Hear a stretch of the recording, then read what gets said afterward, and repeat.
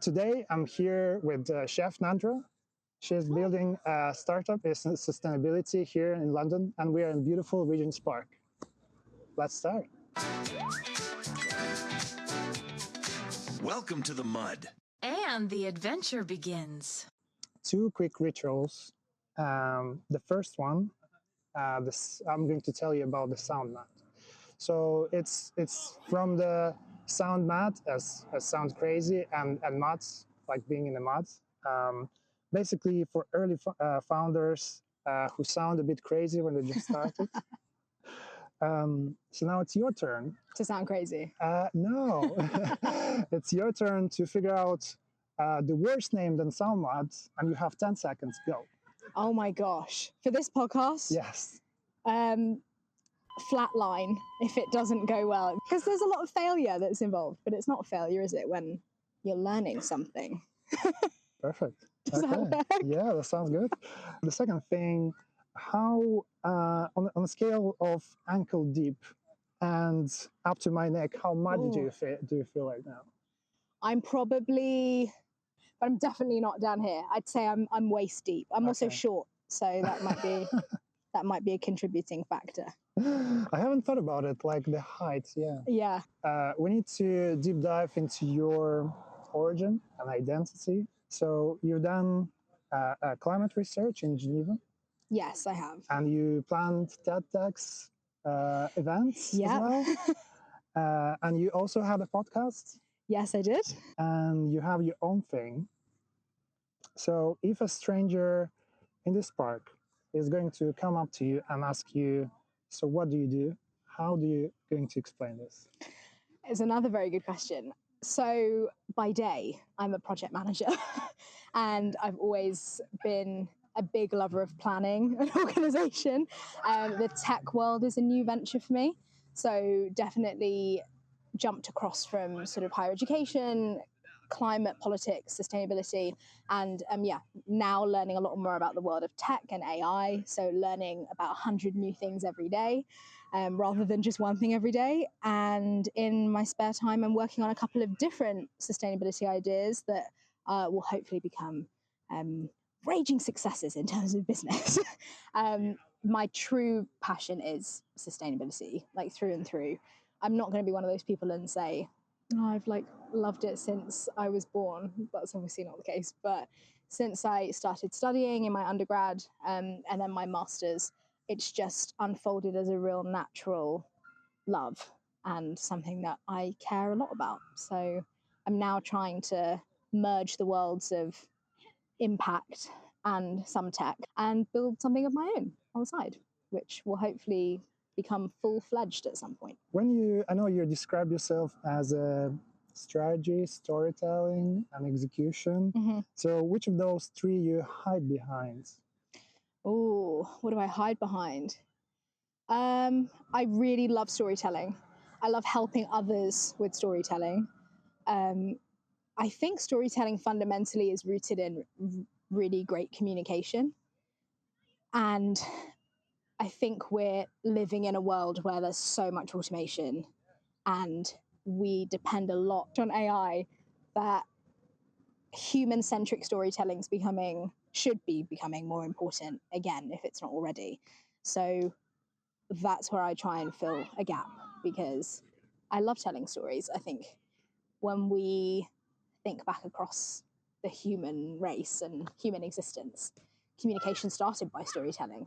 So the fact that that's still such a big part of society and the world, especially when it's storytelling for good, ideally, then I think it's something that a lot of us should still be trying to contribute towards. So I'd say, and I wouldn't say I hide behind it. I'd say I'm very proudly standing behind it rather than hiding. Yeah, I was about to say that, yes, the human history actually started from developing stories, telling stories. Mm-hmm. And then when you say about storytelling, I also think about like bedtime stories. Yeah.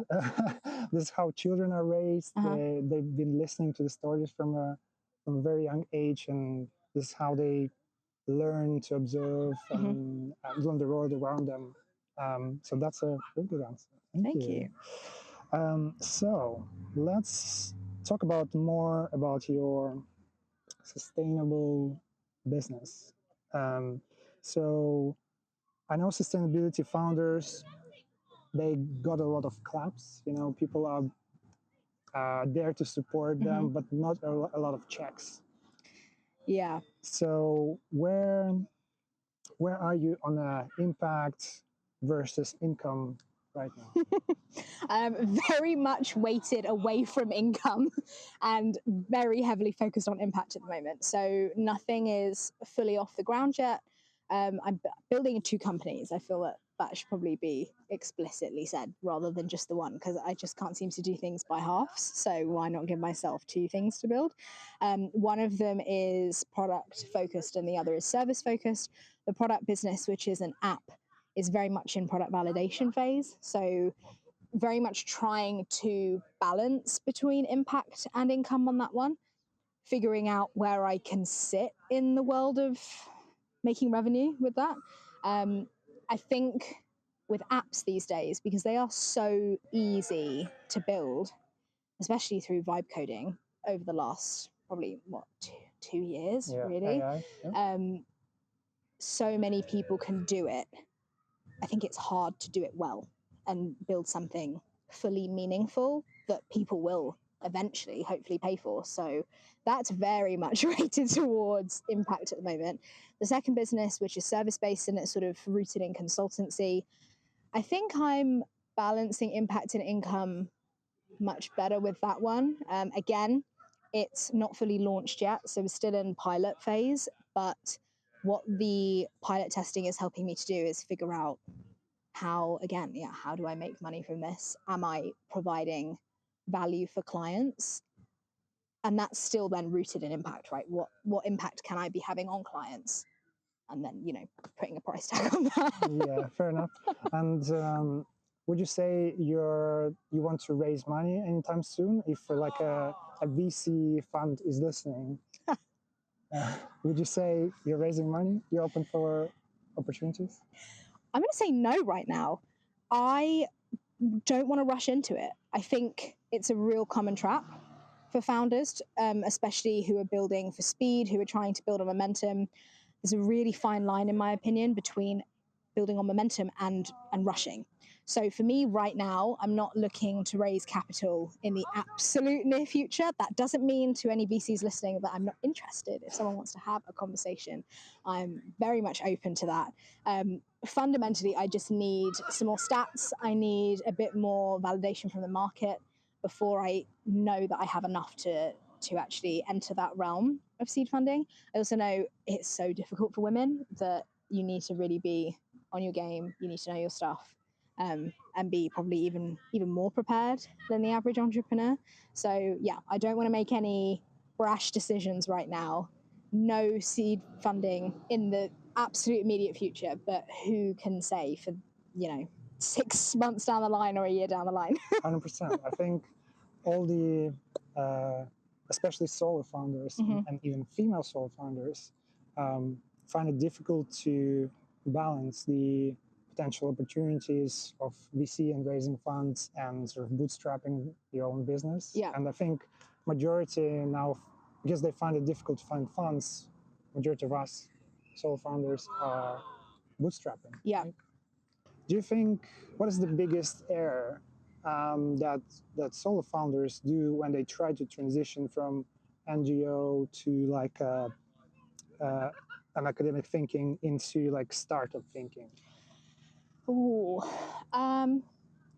that's a really good point. I'm assuming you're asking me because I'm making that transition from academic thinking into the world of entrepreneurship.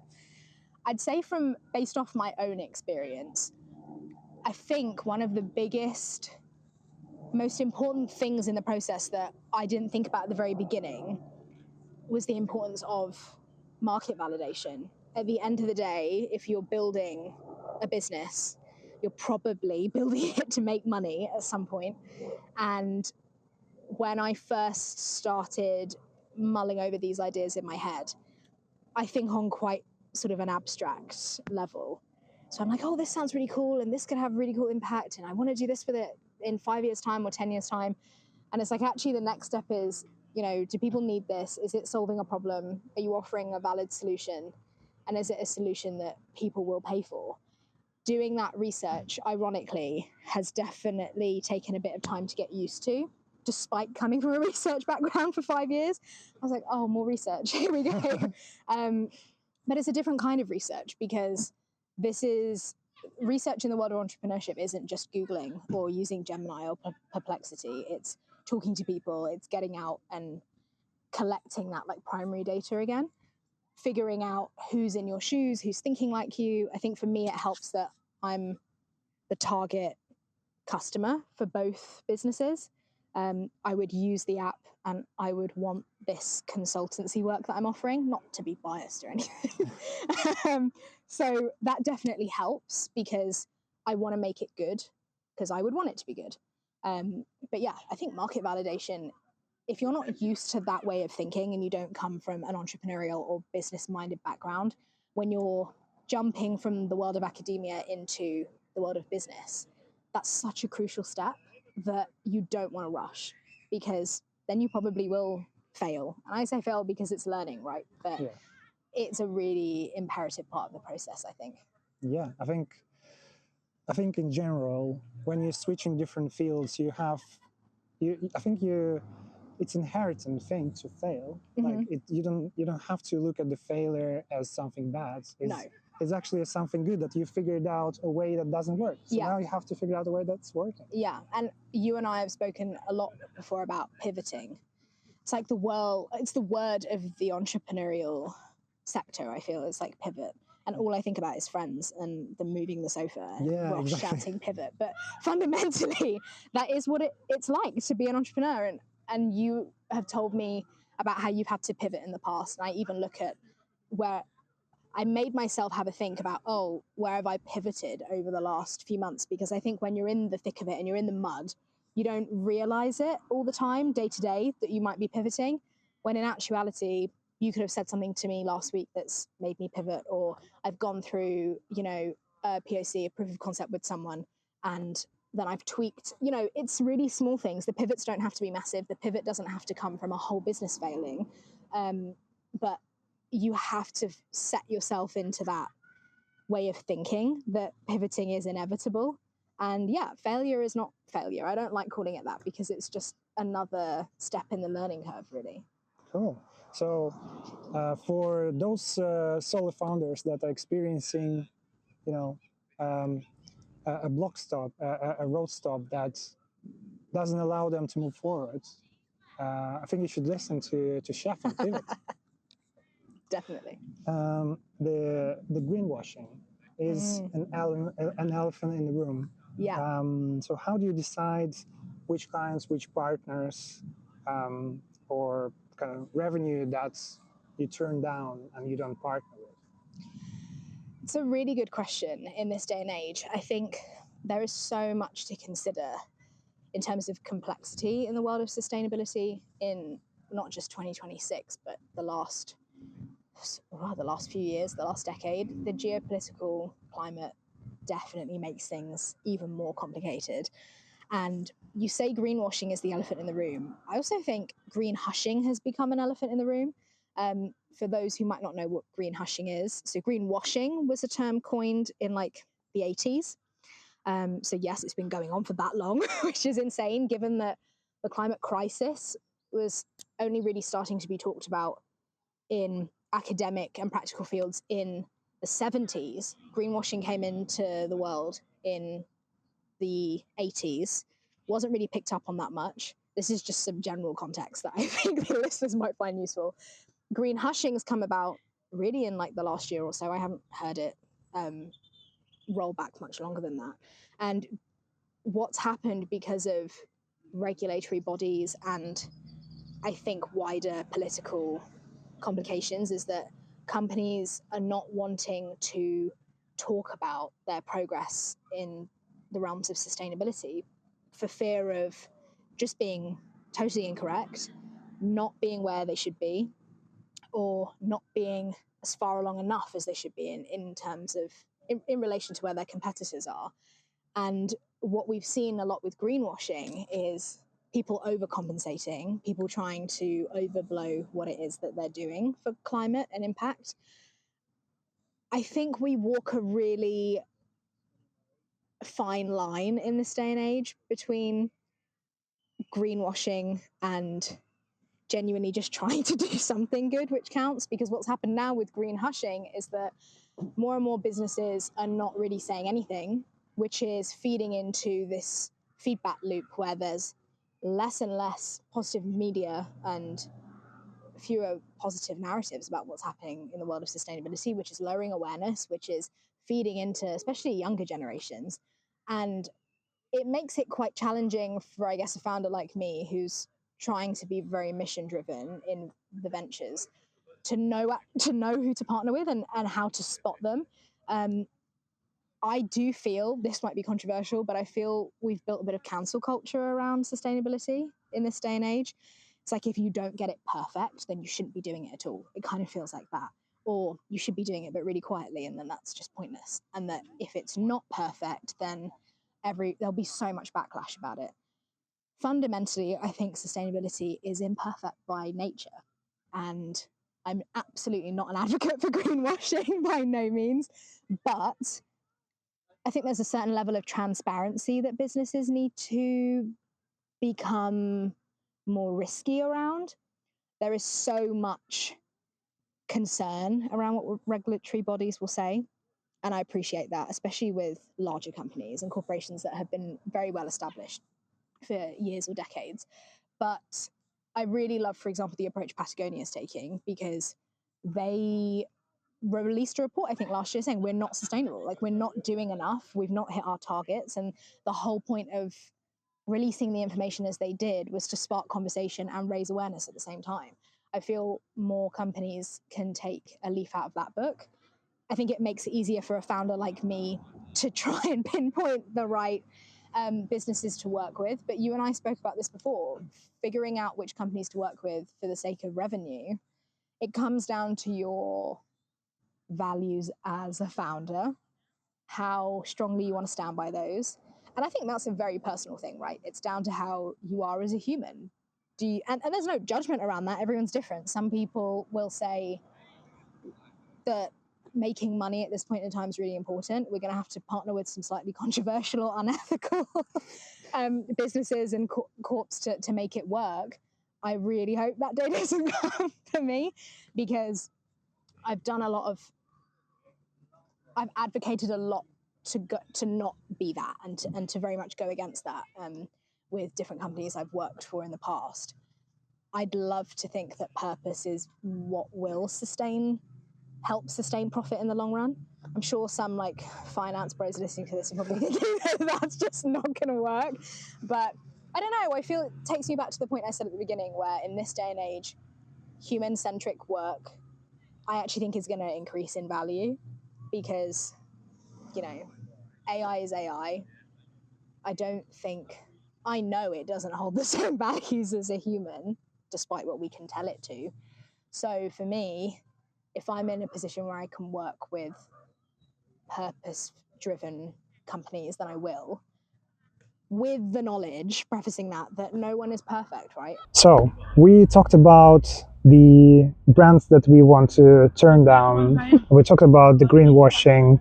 How about now we talk about the brands that you would like to work with that are doing great in the space? That's a really good question. There are so many. 3 I can think of off the top of my head, all in different sectors. One is called Loom. It's a sustainable fashion app. They basically have a community of designers who like redesign your clothes and give them a new purpose, which I think is really cool. It's sort of past meets future situation. I think it's a really fun way to incorporate sustainability into fashion, and I'd love to work with them. Hit me up, Loom. A second one would be Polar Night Energy. So I actually had them on as a guest on my podcast back in the day. I think they're a Finnish company, renewable energy.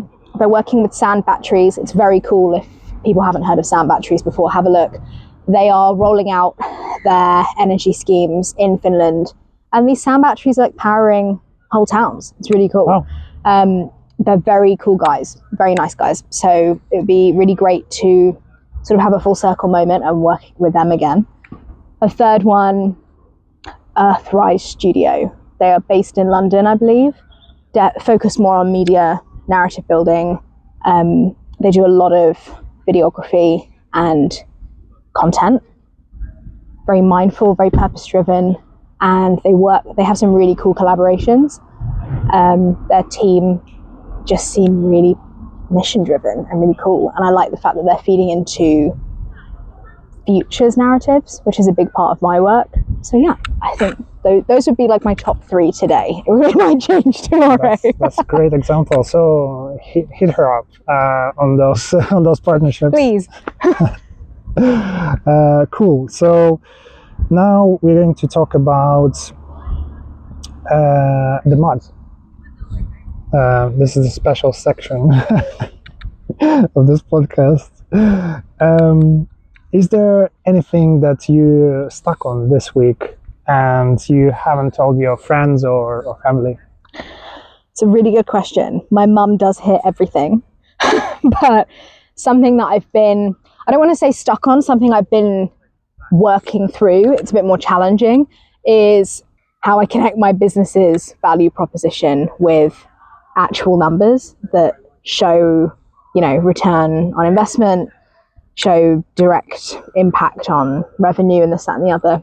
I think my business is rooted in those abstract theories, but this is obviously a much more practical approach to it through the actual work I'm doing. I want to be able to show companies that there is something tangible that they can take away from this in how it can positively impact them by working with me. So I don't come from a business background. I don't have an MBA. I didn't do a business management degree. I've always definitely been more purpose-minded. So trying to make that connection. I know it's there. It's not that it's not there, because I just have to do like a bit of a long-winded explanation and I get there. So I'd say that's where I'm working through the mud at the moment. Rather than being stuck, I'm trying to just make that connection. I like that. I like that. And let's say you had one of those beliefs. You said you're not growing up through this. You don't have that business background. You probably don't have a lot of examples within your family. As I'm talking about my experience. So let's say you have that belief 3 months ago about your startup, and is there anything that you changed your mind since in the last 3 months?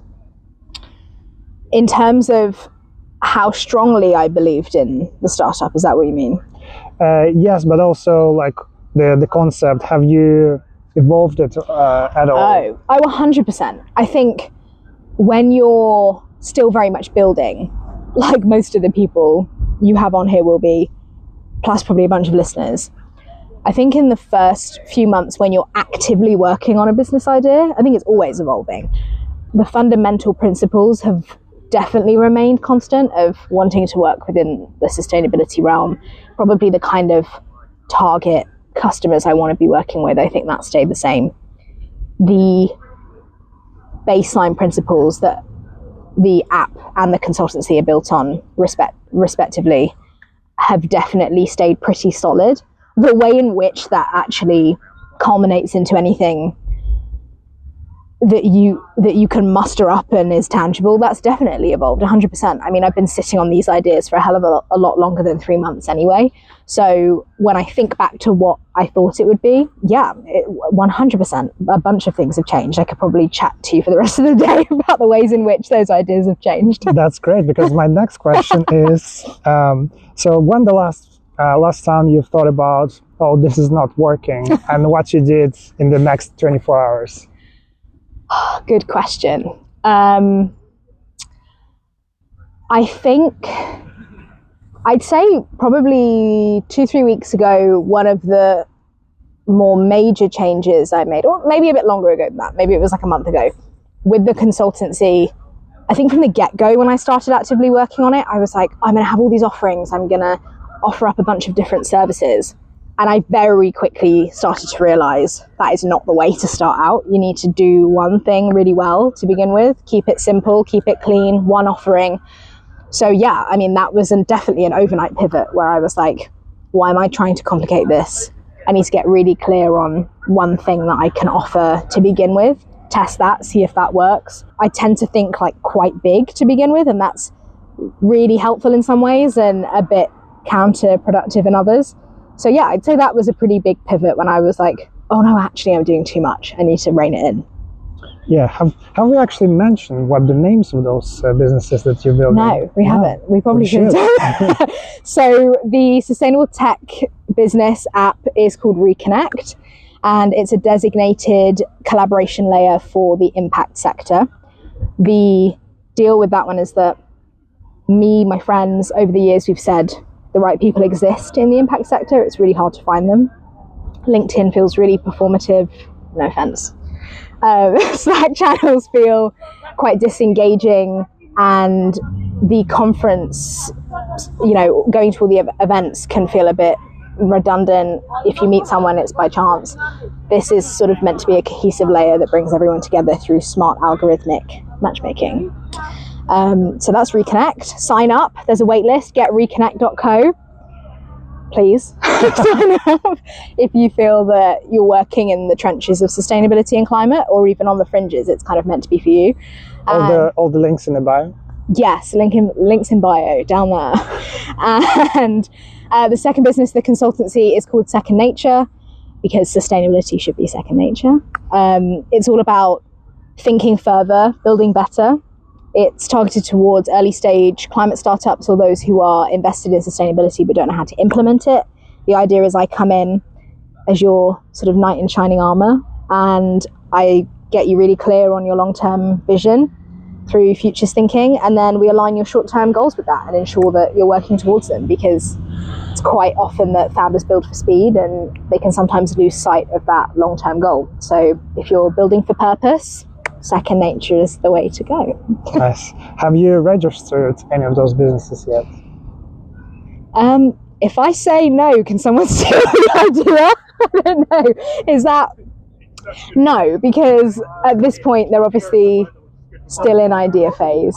That doesn't mean anyone can take the names or the ideas. I'm going to be very clear about that. I'm coming for you if that's what your plan is. But no, they've not quite been registered yet. But I have all my social handles, so no one can steal that. Okay. Well, that might be my provocation later on. Okay, God, can't wait. Is there any like a shadow metric or anything that you're obsessing about and you're thinking about your business like in 11 p.m. every day? Yeah, my God, a bunch of things. With Reconnect, we're in waitlist stage. So I'm constantly thinking about ways to market intentionally, because it's not about quantity in terms of leads, it's really about quality leads. I want to make sure that I'm building a really curated group of people who are intentional and active in that space. That's definitely on my mind a lot as to how I can market to the right people. And with Second Nature, I'd say, again, I think it's really in the marketing. It's how do you reach out, not just for pilots, but when the time comes, actual clients, right? And ensuring that the offer is really clear and precise. I think when you're still in the building phase, that sort of working draft, that one-line proposition, it can still be evolving a little bit. I think that's what the pilots are meant to help you with, right? It's how are you positioning yourself? So yeah, with Second Nature, I'm constantly thinking about that, but having done a couple of pilots with Second Nature already, and there's stuff in the pipeline, I think I'm actually really excited. That's what I'm thinking about at 11 p.m. with Second Nature. And then Reconnect, I'm like, oh my God, people need to sign up. So it's like a balance. It's the yin and the yang, I suppose.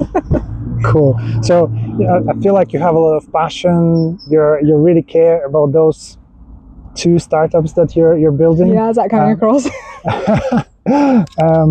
But like, very serious question.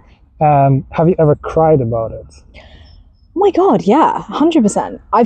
I've cried about it definitely recently. I think I am a perfectionist, my nature. So when I was just getting started, the biggest thing in my brain was like, what if it fails? What if it fails? That's all I was thinking about. And I was going to say very quickly, but actually it took some time. I came to flip that to be like, okay, if it fails, so what? At least I tried. Yeah, exactly. I'm still working on that. It's definitely something that's still in my head. But yeah, I think the panic of, I've always been someone who has had to work quite hard to bring an idea into fruition. And I've tried a lot in the past. And I think I forget that as well, that I am someone who just has a go at something, gives it a try. And I forget about past times I've done that in my life. And I have to remind myself sometimes to be like, actually, you do have that kind of character about you. And yeah, it's reframing, right? It's not failure. Oh yeah, crying is like part and parcel of being an entrepreneur. Have you cried on the podcast? Maybe like what's the saying, Have you shed a tear? Tears of joy. Tears of joy, that's a good one. Yeah, I've definitely had like choked up moments from a positive perspective as well. It's not all doom and gloom. Okay. I know you previously mentioned about your podcast and some of the guests already being from one of the brands that you actually would want to work with. Have you thought about like distribution in the pipeline of clients, and maybe those clients that you already spoken with your own podcast? Mm-hmm. I think we should mention about that.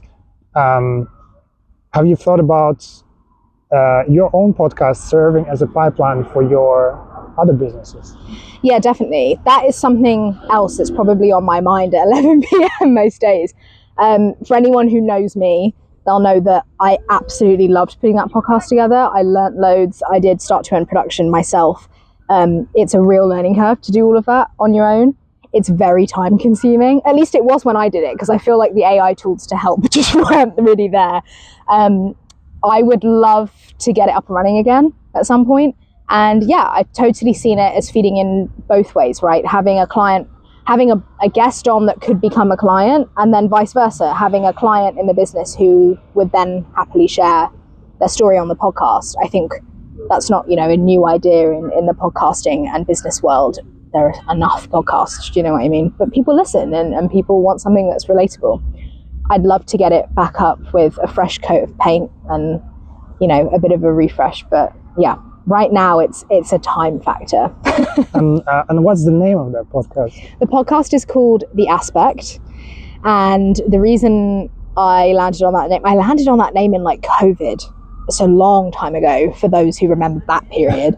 I wanted it to be a name that was really versatile, and it would just take on a different aspect every week. The whole point was talking about sustainability from a cross-sector perspective. So someone would just bring in a different aspect on the show every week, and I didn't want sustainability to feel laboured in the podcast. That's a running thread if anyone can't figure that out. So yeah, The Aspect is the podcast, and I would definitely want to maybe do a bit of rebranding. I don't think with the name, I like the name, but with how I go about things, I'd maybe do things a bit differently after learning a lot from the first time. But yeah, I'd love to get it going again. Okay, I'm waiting for the invite for the Aspect podcast. It's coming, 100%. Perfect. I think now we're going to do an activity. We're going to walk and find a piece of nature. It could be like a leaf, it could be like a rock, it could be something that we can take away, and then I'll explain a bit more later. But for now, I think we should start finding those. Okay, my brain went tree, and then you said something we can take home, so I'll probably not a tree. Something small. Something small, okay. Something small. I told you, the big thinking, it's just there, it's there all the time. So we both of us found a natural object that we are now going to exchange. Oh, okay, this is exciting. And what the natural object means is a public announcement and public commitment. I love that. That's so fun. So I'm going to give a commitment to you, and you're going to give commitment to me. Oh God, okay, no pressure. No pressure. So for example, I'll email 10 people that I've been avoiding, or I'll charge my next client double. Poor client, okay. And we will check in like 30 days. Right. To understand if you actually made what you committed. Okay. And this will serve you as a reminder. I love that. That's very fun. So this is my leave to you. Thank you very much. So I promise I'll email 10 people that I've been avoiding and ask them if they want to get involved with my services. Amazing. This is my pebble to you. It's a bit dirty. My commitment is to cold outreach 10 people in the next month, because I find that really scary, but I need to do it. Okay. For second nature. Second nature. We've exchanged our objects. So now the next part is what if you met somebody who is like 1-2 steps ahead of you or behind you? What would you tell them? I think they're quite different things, I would say, to someone who is ahead and someone who is behind. I think if someone was ahead of me, I'd probably say when things get really serious and start getting really tough, what is the thing that starts pushing you through when, you know, you're properly invested and there's no turning back, so to speak? So, you know, what is it that's pushing you through the really hard moments and the pivots?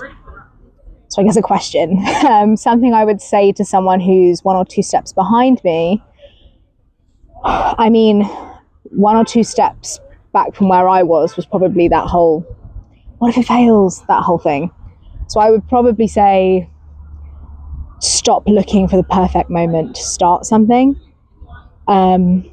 I don't think there is a perfect moment. There's like a culmination of a bunch of moments that feed into consistency, and none of them are perfect. It's meant to be messy. So that. I think that's what I would say. I like that. That's great. I think, and you made a very important point about like those who 1-2 steps behind you, you would say them something different versus those who are in front of you. Yeah. So what advice from like famous founders that are much more in advance of you, what they told you, or what you heard about them saying that doesn't fit your current situation? That doesn't fit my current situation. Do you want the name of the founder as well? You don't have to. You don't have to. But if somebody that you're watching online, for example, giving some advice on the internet, and you found it, actually it doesn't work for me. Yeah. I'm just curious to know what it is. This actually came up recently. So I was reading a book written by an entrepreneur, and he was talking about in the book how important it is to be all in when you're building. And he's a massive advocate for quitting your job, putting yourself in that sort of do or die situation and going for it. And that when you're forced into circumstances where you have no choice but to succeed, it's that kind of pressure echo chamber that you need to get a business off the ground. And I don't fully agree with that. I don't think it's that black or white. I think for a lot of people, full-time jobs act as a big safety net, rightly so. That's what they're there for. And whilst you can't be drawing attention away from that, and by no means am I want to make that super clear, I do think there's a lot of what's the word? I think there's a lot of importance in building on the side, especially at the beginning, whilst you're validating and testing and piloting. I don't think you have to take the jump every single time. Yeah, I think that's a really good take, because that safety net, although it's not very safe, I feel like that gives like a breathing room, some sort of cushion before you actually go all in. And because as we know, it's not that easy to get to the stage where your startup or your business can support your lifestyle. It takes time, especially in the UK, where we tend to pay a lot for rent or for mortgage. Yeah, it's very high risk. Yeah. So although it gives you like potentially like a push, a commitment, sort of drives you to succeed or die. Metaphorically, of course. Metaphorically, of course. I think, that's a really good advice.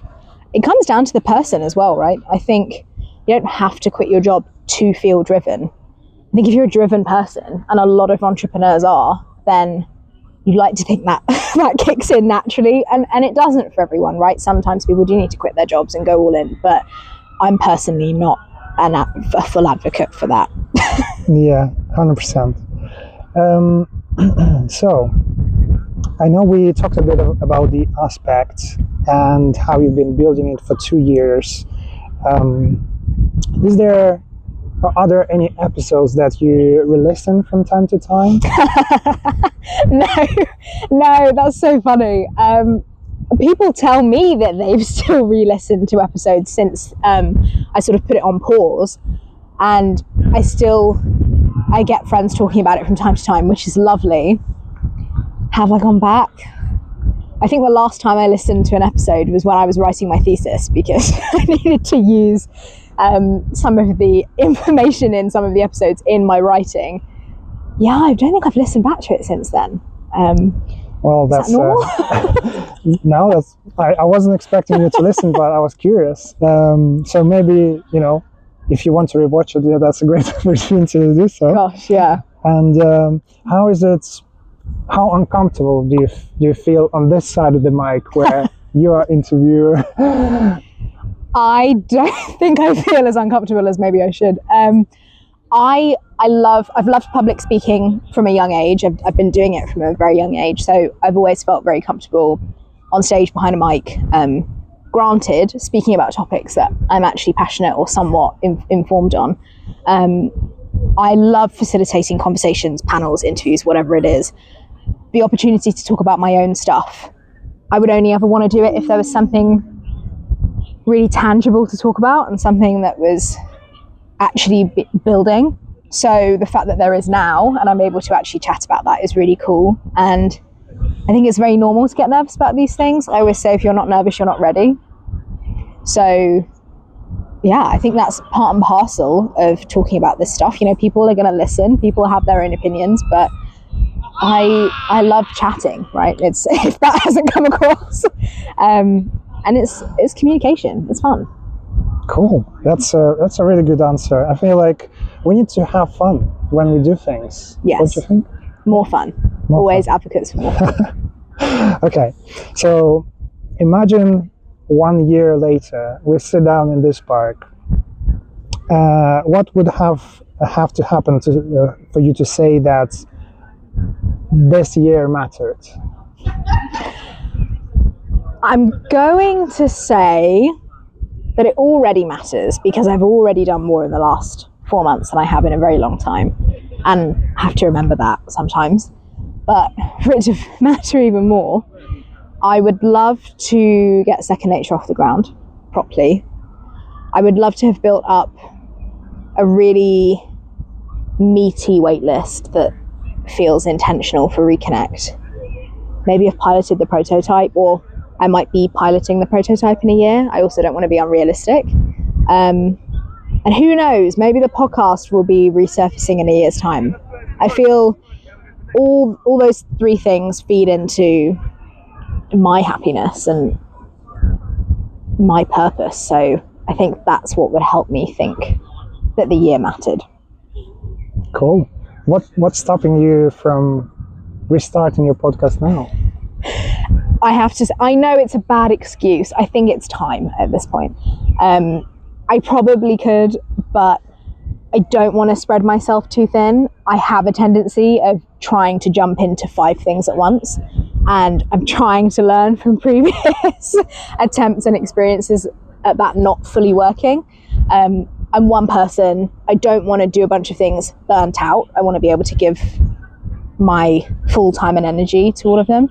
I know what my boundaries are and where that line has to stop. So yeah, right now I want to focus on the stuff that could actually turn into work, I guess, and then the podcast is play. Yeah, nice. So it's very important skill that founders should have is, having a prioritization. So you need to understand what you can prioritize, what you can do, and having those boundaries is very important. Definitely. So look into the camera and say, for the founder who is 6 months behind you, tell them one thing that you think is the most important. If you're a founder, then you're probably also a bit of a perfectionist. So I'm gonna tell you that done is better than perfect. That is what I have been telling myself constantly over the last few weeks. And as you move, momentum will build. But sometimes it can't be perfect. You've just got to get it done. Awesome. And we are done as well. Look at that. So thank you so much. Thank you for having me. Yeah, thanks for being here. Thanks for saying yes to No Name Podcast. It's been great. It's been good fun. It's been nice to be on the other side of the mic on a sunny day in London. It's been great. Thank you. Perfect.